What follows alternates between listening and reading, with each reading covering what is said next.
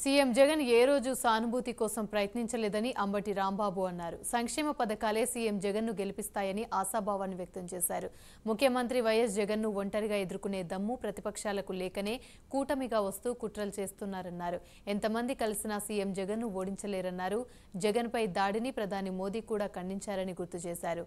పక్కా పథకం ప్రకారమే దాడి జరిగిందని అనుమానం వ్యక్తం చేశారు.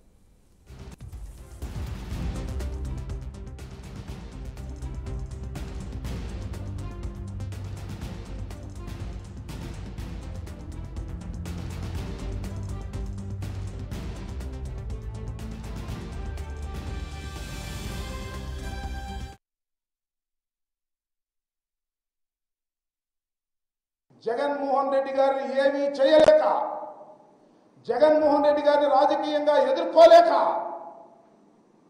జగన్మోహన్ రెడ్డి గారి మీద అఘాయిత్యం చెయ్యాలని కుట్ర జరుగుతుంది. ఇది నా రాజకీయ ఆరోపణ కాదు, పరిశీలిస్తే మీకే అర్థమవుతుంది అంటున్నారు. ఇవాళ చంద్రబాబు నాయుడు అంటున్నాడు, లోకేష్ అంటున్నాడు,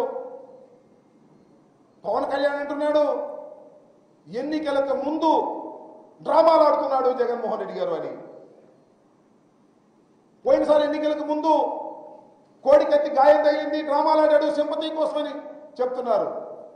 మీ అందరూ చూస్తున్నారు జగన్మోహన్ రెడ్డి గారిని, రాజశేఖర రెడ్డి గారిని చూశారు.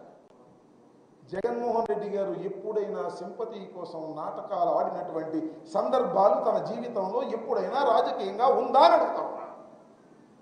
అసలు సింపతి పొందవలసినటువంటి పరిస్థితి వైఎస్ఆర్ కాంగ్రెస్ పార్టీకి ఉందా అని అడుగుతా ఉన్నా.